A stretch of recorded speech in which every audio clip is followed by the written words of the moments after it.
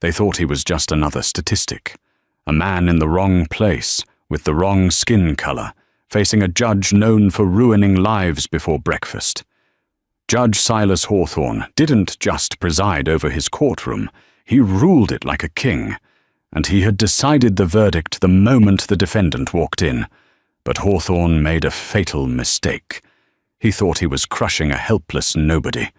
He didn't know that the man standing in shackles was actually Special Agent Andre Bishop, a decorated FBI operative wearing a wire, and the entire federal government was listening. Watch what happens when a corrupt tyrant realizes he just sentenced himself.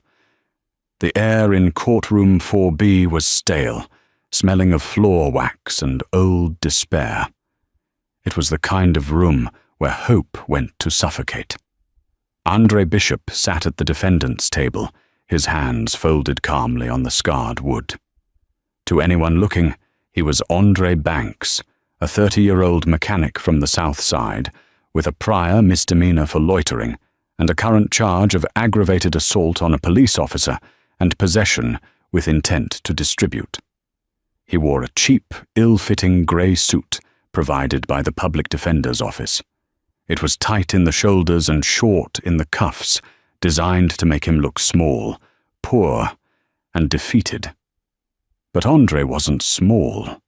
Even slouching, he had the dense, coiled muscle of a man who spent his life training for violence, and he certainly wasn't defeated.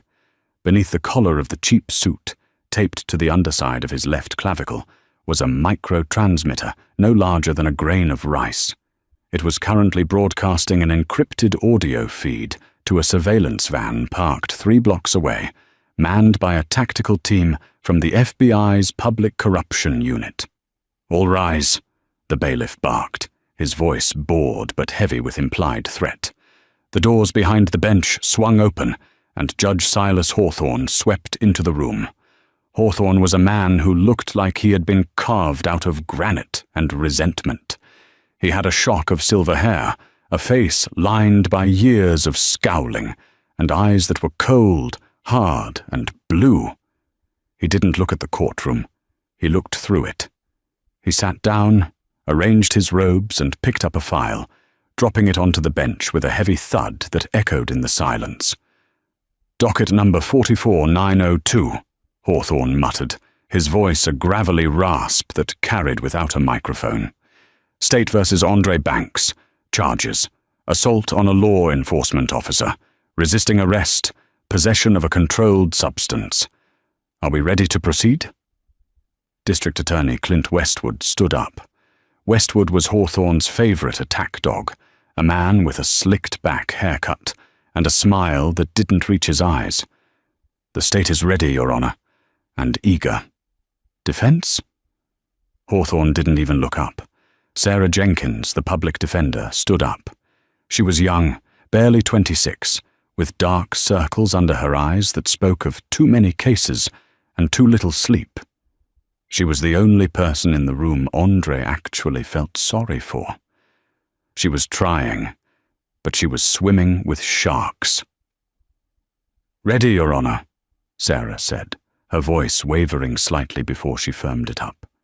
"However, we would like to renew our motion to suppress the evidence found in Mr. Banks's vehicle, as the search was conducted without a warrant and without probable cause." "Denied!" Hawthorne cut her off before she could finish the sentence. He waved a hand dismissively, like he was swatting a fly. "Your Honor," Sarah pressed, "the police report explicitly states the officer searched the trunk before the K9 unit arrived. That is a clear violation of the Fourth Amendment. The dashcam footage is missing, conveniently. We cannot proceed without addressing this." Hawthorne slowly lowered his reading glasses. He looked at Sarah, then slowly shifted his gaze to Andre. The look was filled with such visceral disgust, it felt like a physical blow. "Ms. Jenkins," Hawthorne said, his voice dangerously soft. "This is my courtroom. In my courtroom, we trust the word of our brave officers over the desperate flailing of criminals. The motion was denied yesterday. It is denied today. If you waste my time again, I will hold you in contempt. Do I make myself clear?" "Yes, Your Honor," Sarah whispered, sitting down. Her face was flushed red. Andre remained impassive, but inside his mind was racing. Good, he thought. Put it on the record. Show them exactly who you are. The plan was risky. Operation Glass Gavel had been in the works for 8 months. The Bureau had received tip after tip about Hawthorne. They heard he was fabricating charges, taking kickbacks from private prisons to keep occupancy rates high, and specifically targeting minority defendants to feed the pipeline. But hearing rumors was one thing. Proving judicial misconduct was nearly impossible. Judges had immunity. They had power. To take down a king, you couldn't just shoot at him. You had to walk into his throne room and let him try to execute you. "Opening statements," Hawthorne grunted. Westwood strutted to the center of the floor. He didn't look at the jury. He looked at Andre. "Ladies and gentlemen," he began, his voice theatrical. "You see this man? He looks calm now.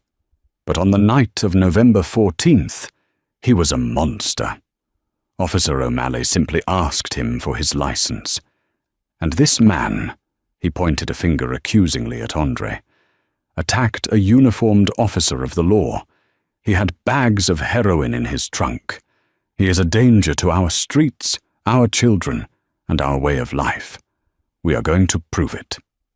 It was a standard, paint-by-numbers speech, laced with dog-whistle racism. Sarah's opening was brief and factual, pointing out the lack of body cam footage and the inconsistency in the police report. The jury, mostly middle-aged and white, looked bored. Hawthorne yawned openly during her defense. "Call your first witness," Hawthorne ordered the moment Sarah sat down. "The state calls Officer Patrick O'Malley." The doors opened, and a burly officer in a crisp uniform walked in. Andre recognized him immediately. O'Malley wasn't just a corrupt cop. He was the bagman.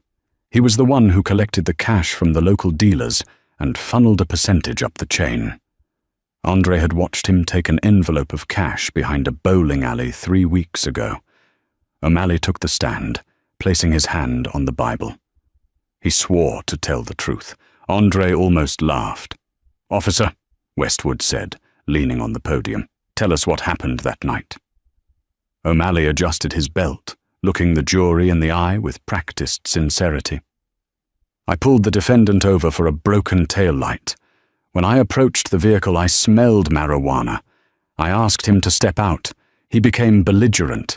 He started shouting, making threats. When I tried to detain him, he swung at me.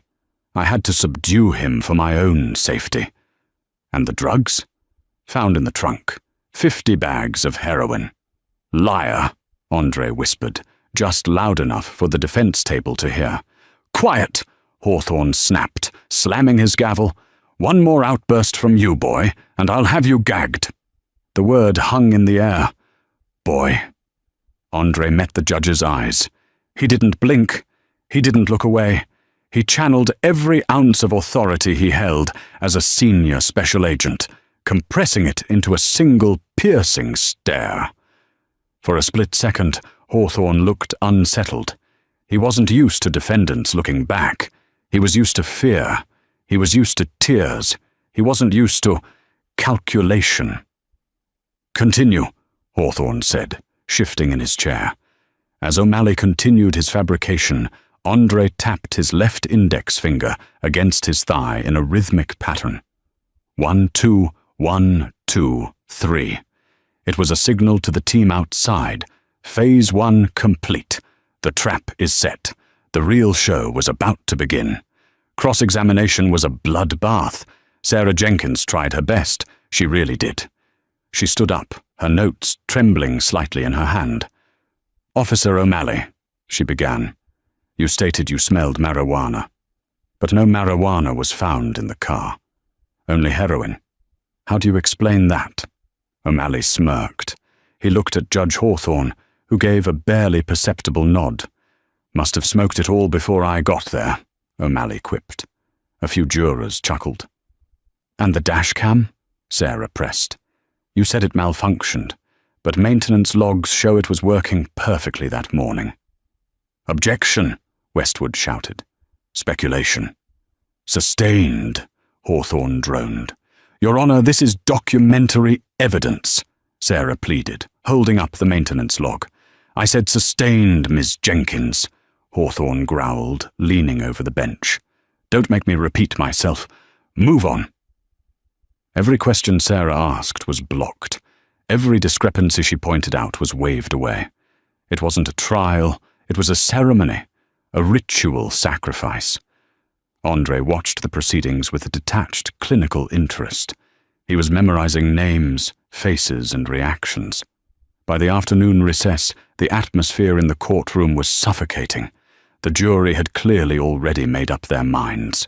They weren't looking at the evidence, they were looking at the judge, taking their cues from his disdain. When the court recessed for lunch, Andre was led into a holding cell adjacent to the courtroom. It was a small, concrete box with a metal bench. Usually, defendants were left alone here. But Andre knew Hawthorne's modus operandi. The judge liked to twist the knife. 5 minutes later, the heavy door creaked open. It wasn't Sarah. It was Judge Hawthorne himself, accompanied by O'Malley. This was highly irregular. Illegal, in fact. A judge visiting a defendant without counsel present was grounds for immediate mistrial and disbarment. But Hawthorne was arrogant. He felt untouchable in his own house. Andre didn't stand up. He stayed seated, leaning back against the cold wall. Comfortable? Hawthorne asked, a cruel sneer curling his lip. He stood with his hands in his robe pockets, looking down at Andre like he was something he'd scraped off his shoe. I've been in worse, Andre said, his voice flat. Hawthorne chuckled. I bet you have. You people always have. The racial slur was implied, heavy and toxic. Why are you here, Judge? Andre asked. Looking for a confession. I don't need a confession, Hawthorne scoffed. I have a jury that eats out of my hand. I have a prosecutor who does what he's told. You're done, son. I'm just here to give you a choice. A choice? Plead guilty, Hawthorne said.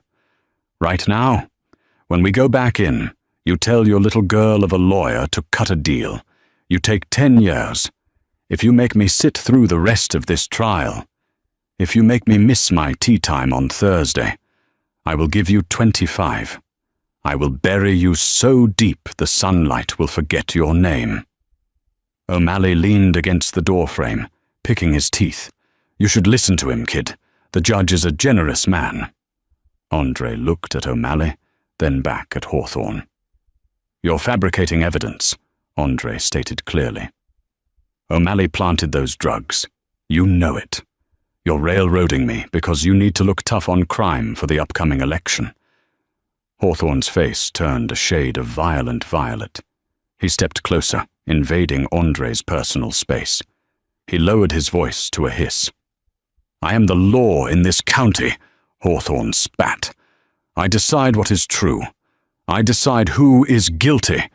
You think anyone cares about one more thug going to prison? You are nothing. You are fodder. I'm doing society a favor by taking out the trash.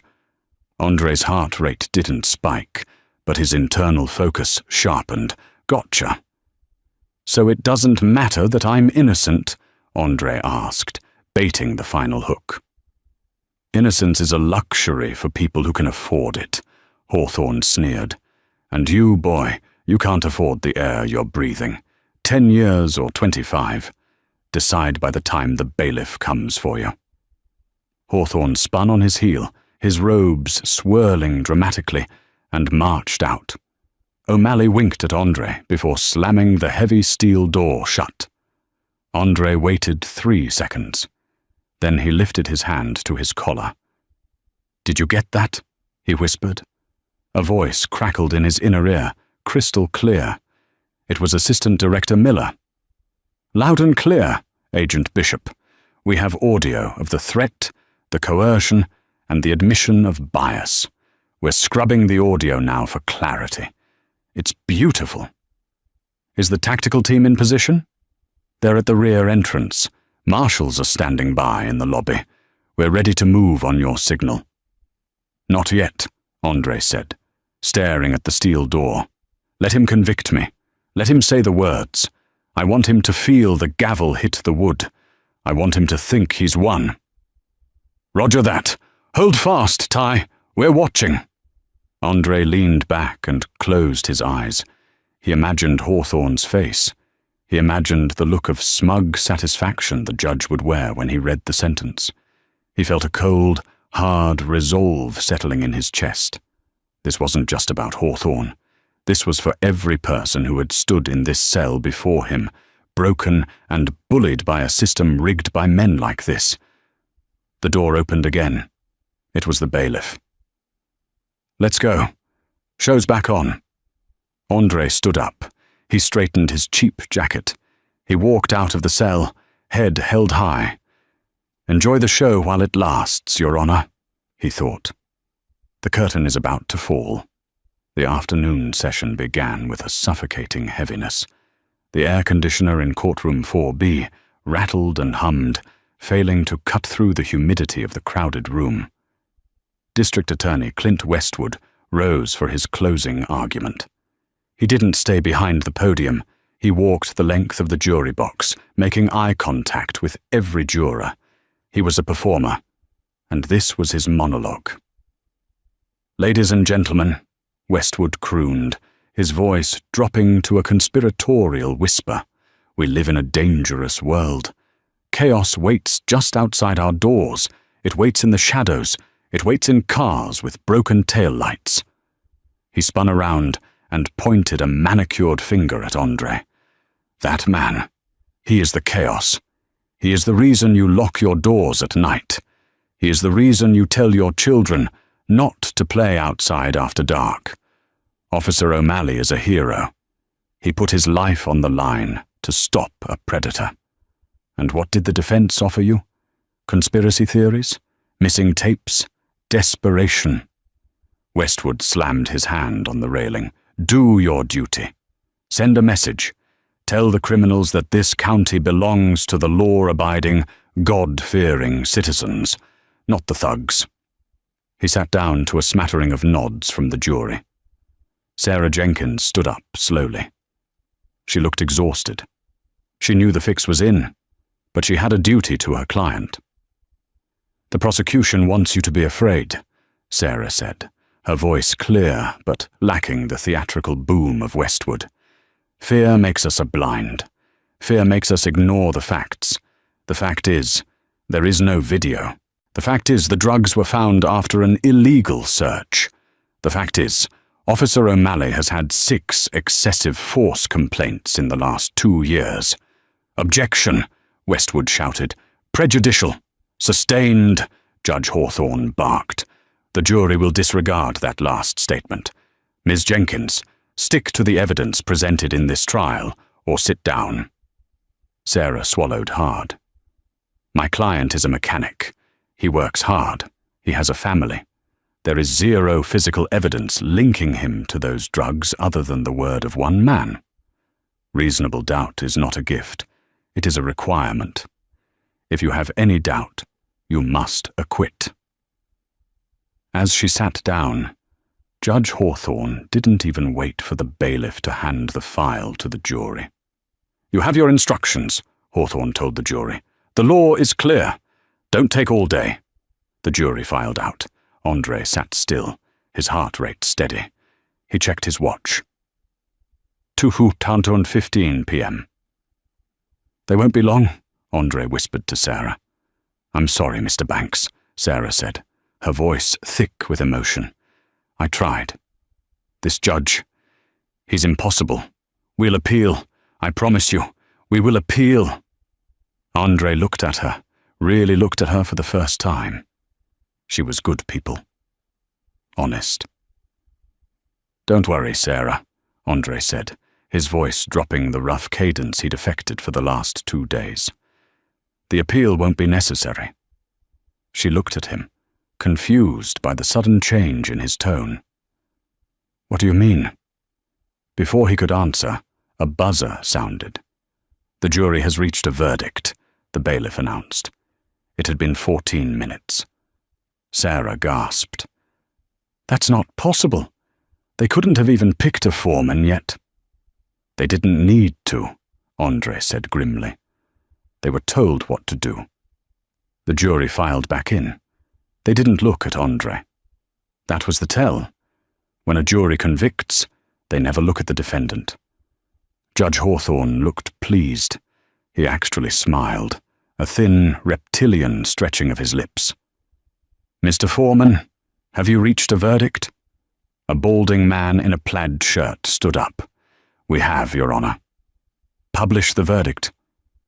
In the matter of the state versus Andre Banks on the charge of assault on a law enforcement officer, we find the defendant guilty on the charge of resisting arrest. Guilty on the charge of possession with intent to distribute. Guilty. A ripple of murmurs went through the gallery. Sarah put her head in her hands. Judge Hawthorne nodded, savoring the moment. He picked up his gavel, weighing it in his hand. "A swift verdict for a clear crime," Hawthorne declared. "Mr. Westwood, are there any pre-sentencing motions?" "The state asks for the maximum, Your Honor," Westwood said, beaming. "Given the defendant's lack of remorse and the assault on an officer, we believe a harsh sentence is necessary to deter others." "Agreed," Hawthorne said.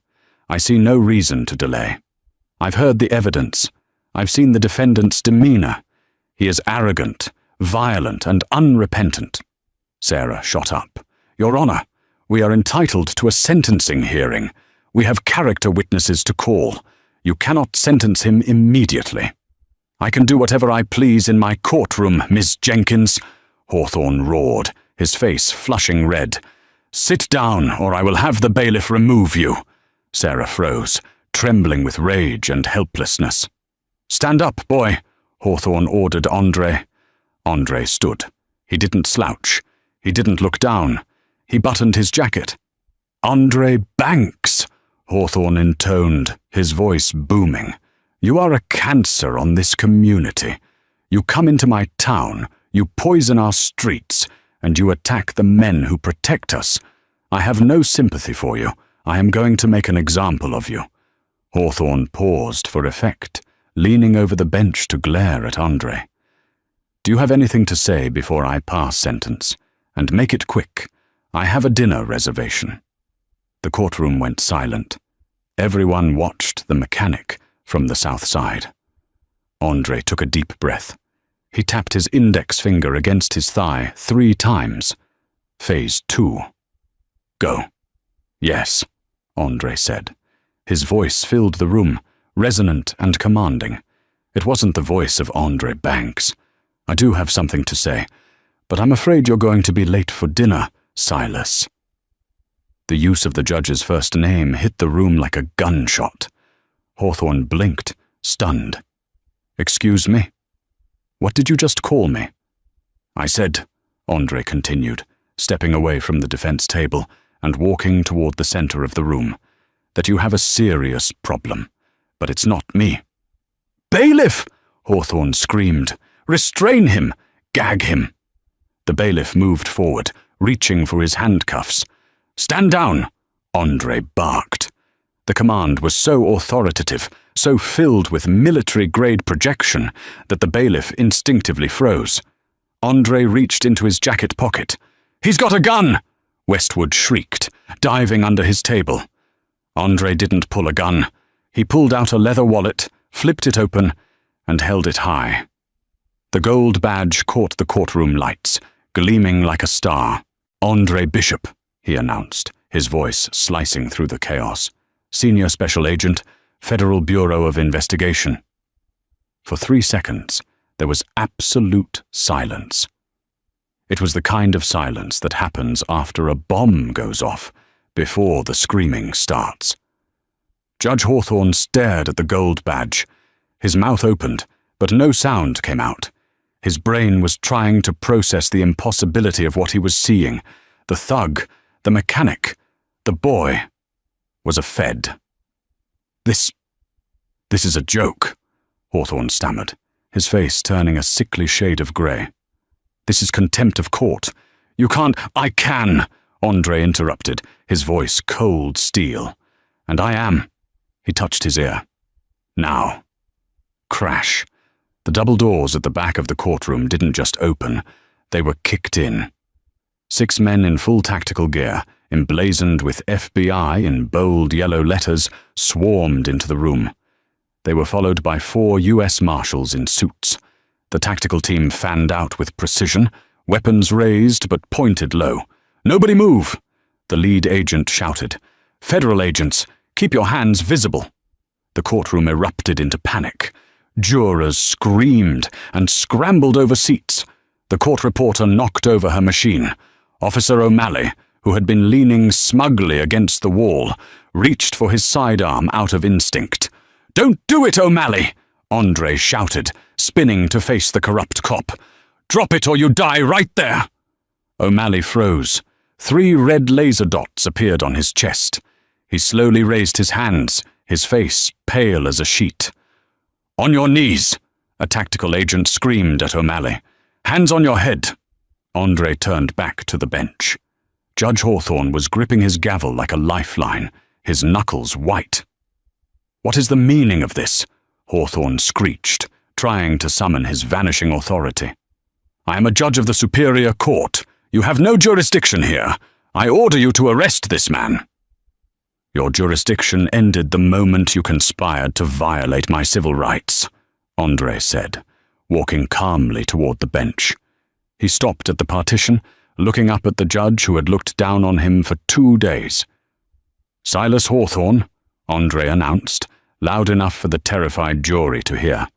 "You are under arrest for conspiracy to commit honest services fraud, deprivation of rights under color of law, racketeering, and judicial misconduct." You have no proof," Hawthorne sputtered. "This is entrapment. I'll have your badge. I know the governor." Andre smiled. It wasn't a nice smile. "We have the wire transfers, Silas. We have the emails between you and the private prison contractors. We have O'Malley's burner phone logs." Andre pointed to his own chest. "And thanks to your little visit to my holding cell at lunch, we have you on tape admitting to fabricating charges and coercing a defendant. You're done." Andre turned to the stunned prosecutor, who was peeking out from under the table. "Mr. Westwood," Andre said, "you might want to stand up. You're coming too." "Me?" Westwood squeaked, standing up slowly, his expensive suit dusty. I just prosecuted the case given to me. I didn't know." "You knew O'Malley's search was illegal, and you suppressed the evidence," Andre said. "That's prosecutorial misconduct and conspiracy. Cuff him." A marshal moved in, spinning Westwood around and slapping steel cuffs on his wrists. The click echoed in the room. "Sarah," Andre said, turning to his public defender.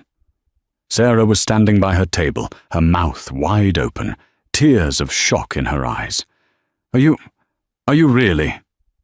"I'm really FBI," Andre said gently. "You did a good job, Sarah. You were the only honest person in this room. When the dust settles, the Bureau is going to need independent counsel to review Hawthorne's old cases. I'm going to recommend you." She nodded, too stunned to speak. Andre turned back to the bench. 2 marshals were moving up the steps toward the judge's chair. "Don't you touch me!" Hawthorne yelled, swinging his gavel wildly like a weapon. "I am the law! I am the law!" "Not anymore," Andre said. One of the marshals grabbed Hawthorne's wrist, twisting it sharply. The gavel fell from his hand, clattering down the wooden steps of the bench. It spun on the floor and came to a rest at Andre's feet.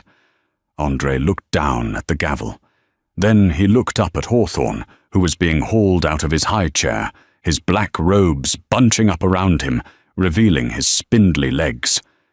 "Get your hands off me!" Hawthorne screamed as they dragged him down to the floor. "Do you know who I am?" Andre walked over to where Hawthorne was being pressed against the prosecution table, his face mashed into the wood. Andre leaned down, bringing his face inches from the judge's ear. "Yeah," Andre whispered. "Your docket number 44903. "Get him out of here," the lead marshal ordered. As they dragged Hawthorne out the side door, the same door he used to enter like a king, he locked eyes with Andre one last time. The arrogance was gone. All that was left was pure, unadulterated fear. The courtroom was in shambles. The jury was huddled in the corner. Andre picked up the gavel from the floor. He walked up the steps to the empty bench. He stood behind the judge's chair, looking out at the chaotic room. He raised the gavel and brought it down with a thunderous crack. "Court is adjourned," Andre said. But the story wasn't over. Taking down Hawthorne was just the beginning. The files they seized from his chambers would open a Pandora's box that would shake the entire state, and Andre had one more loose end to tie up. He looked at O'Malley, who was weeping in handcuffs. "Hey, Patrick," Andre called out. O'Malley looked up, snot running down his nose. "You were right about one thing," Andre said, adjusting his tie. "I am dangerous to your way of life." The chaos of the courtroom was replaced by the sterile, humming silence of the FBI field office's interrogation wing. The transition was jarring. 2 hours ago, Silas Hawthorne had been a king in his robes. Now, he was sitting in a stainless steel chair, bolted to the floor, wearing a bright orange federal jumpsuit that hung loosely on his frame. He looked smaller.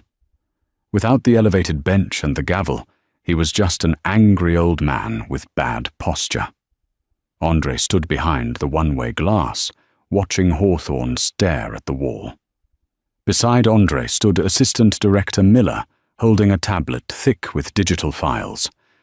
"He hasn't said a word," Miller noted. "Lawyered up immediately. He's got Archibald Sterling representing him, the most expensive defense attorney in the state." "Sterling is good," Andre acknowledged, crossing his arms. "But he can't argue with math. Did we get into the safe in his chambers?"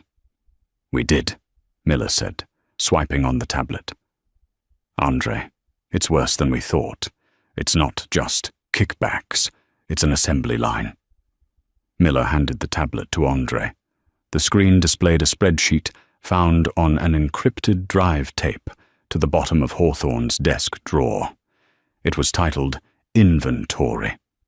It wasn't an inventory of office supplies. It was a list of names, human names. Beside each name was a dollar amount and a term length. Banks, Andre, 10 years, $15,000 bonus. Rodriguez Mateo, 15 years, $20,000 bonus. Johnson, Kenesha, 5 years, $8,000 bonus. "He was selling years," Andre whispered, a cold fury rising in his chest. "He was selling their lives to Apex Corrections." "Apex runs the private facility in Verify County," Miller explained. "They get state funding based on occupancy rates. If the beds are empty, they lose money. Hawthorne was making sure the beds stayed full." "I want O'Malley first," Andre said, handing the tablet back.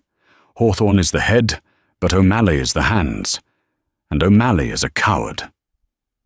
Andre walked down the hall to interrogation room B. Patrick O'Malley was slumped over the metal table, his head in his hands. He was still in his police uniform, but the badge had been ripped off, leaving a tear in the fabric.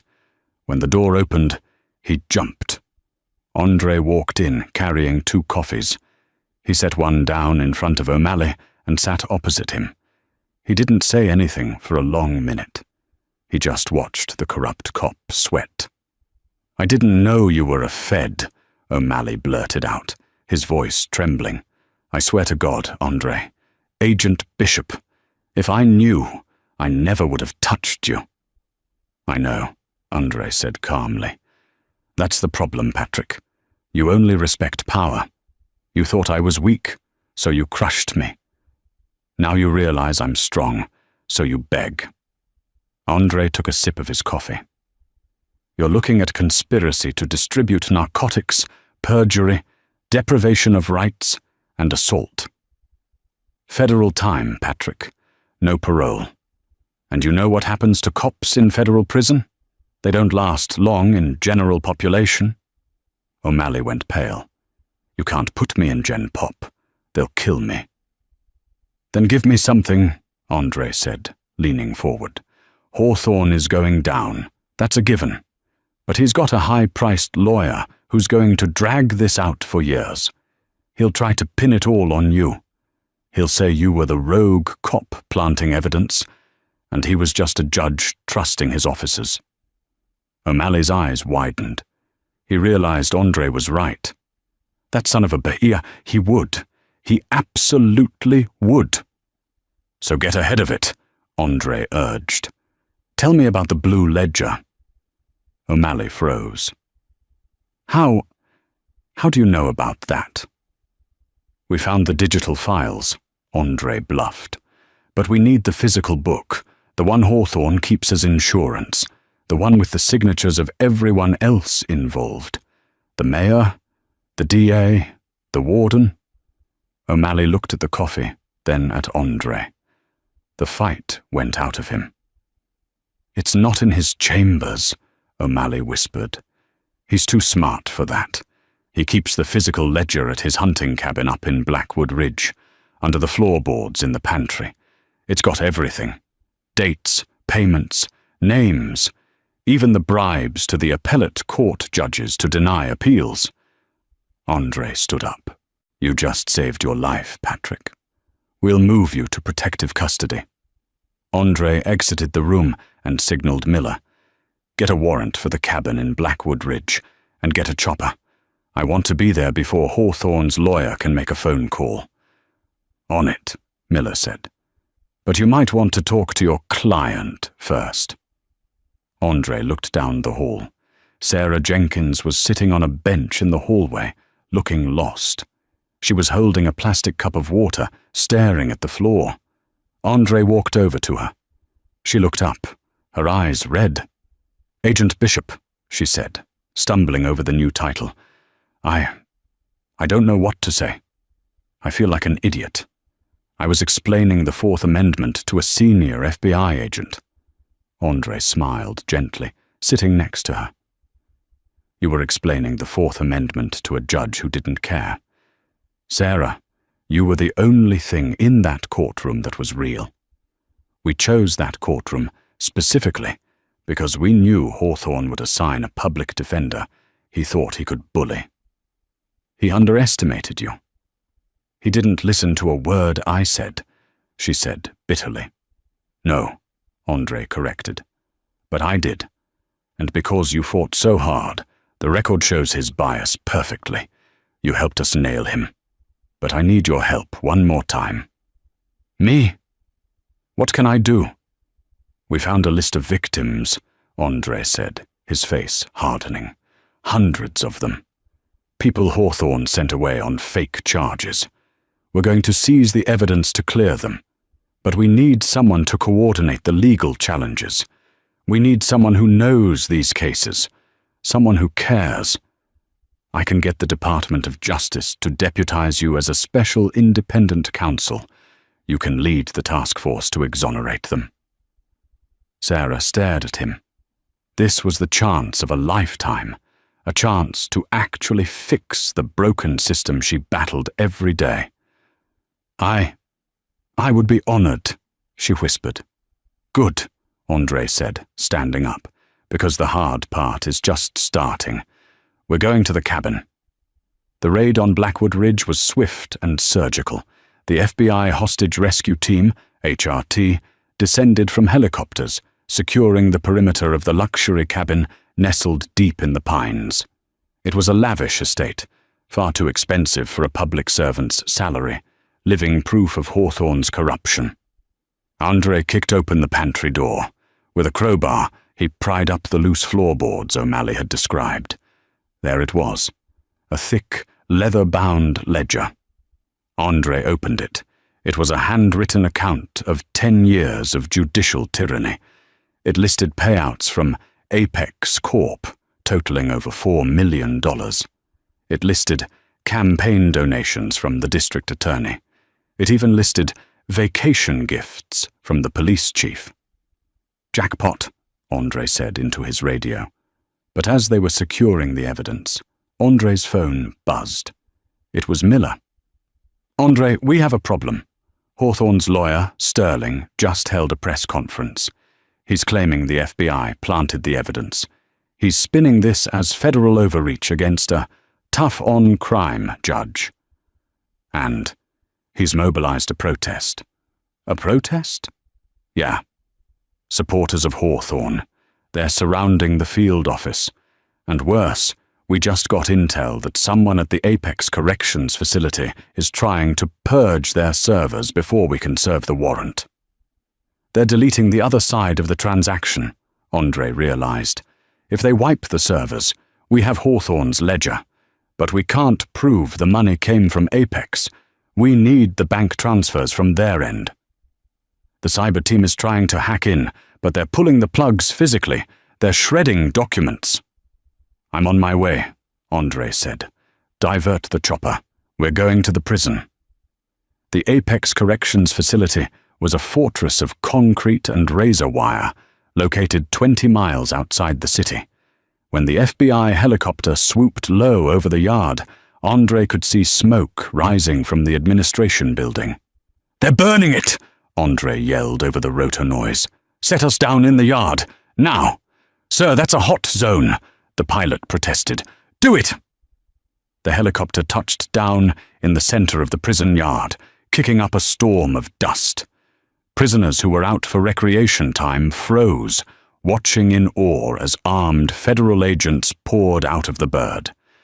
Andre led the charge, sprinting toward the administration block. The private security guards at the door hesitated. They were rent-a-cops, not prepared to face down the FBI. "Federal agents!" Andre screamed, flashing his badge. "Step aside or you will be charged with obstruction of justice." The guards scattered. Andre and his team burst into the lobby. The fire alarm was blaring. "Upstairs! The warden's office!" They took the stairs 2 at a time. When they reached the 3rd floor, they found the hallway filled with smoke. Employees were frantically feeding paper into industrial shredders. "Hands off!" Andre shouted, drawing his weapon. "Step away from the machines."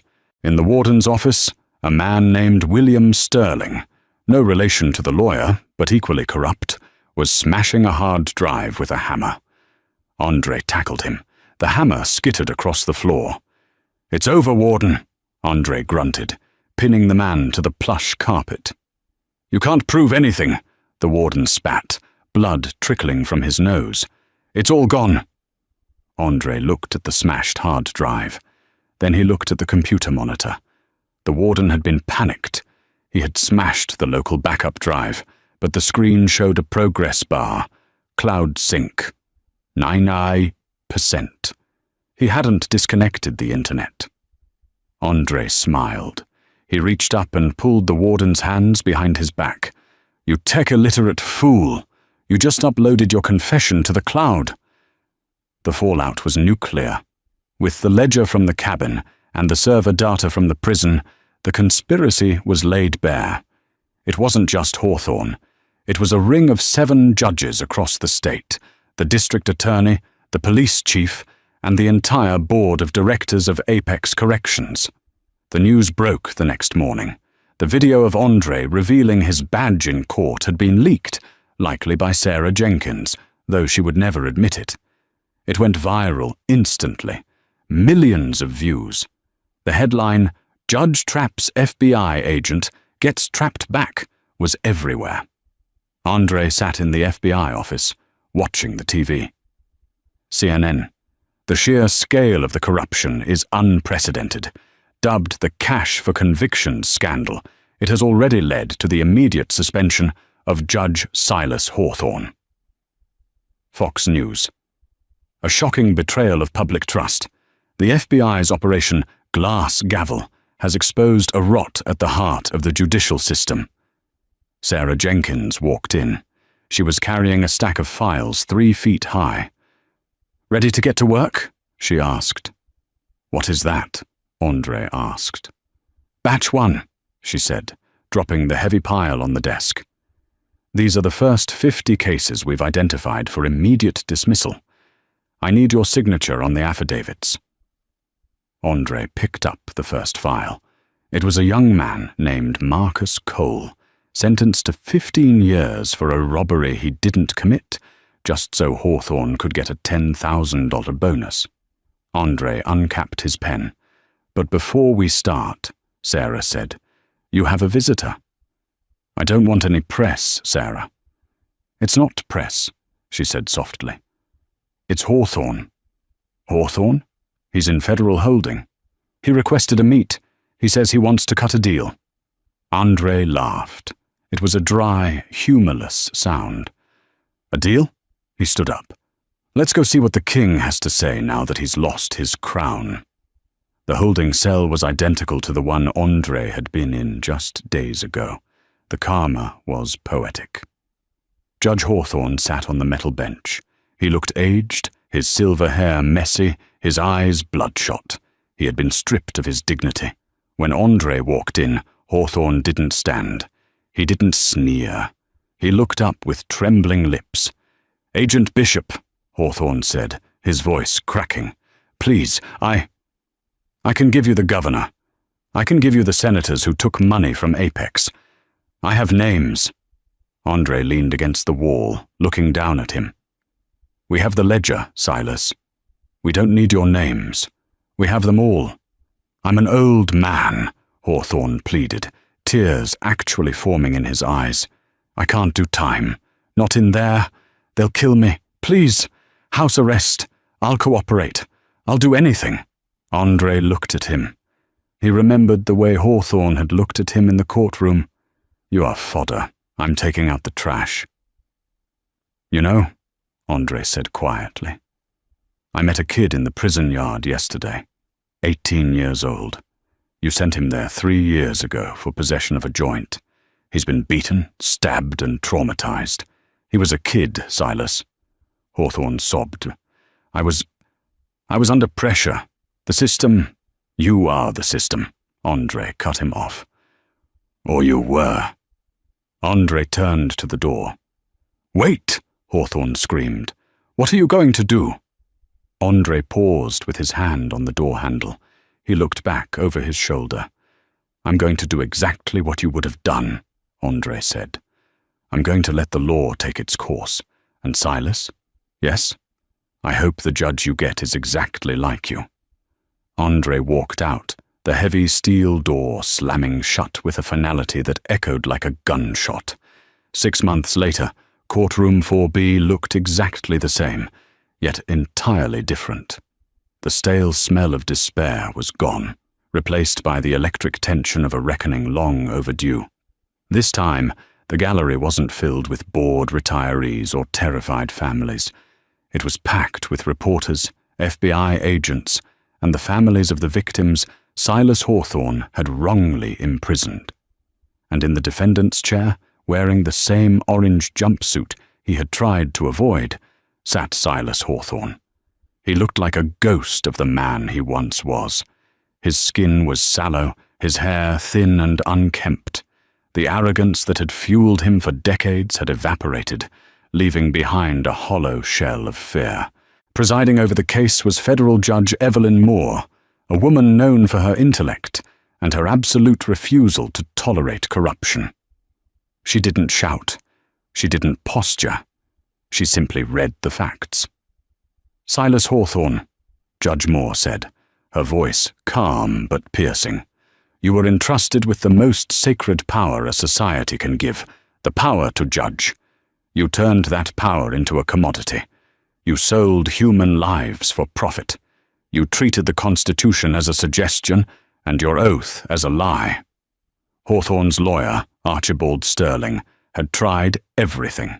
He pleaded insanity, old age, coercion. None of it stuck.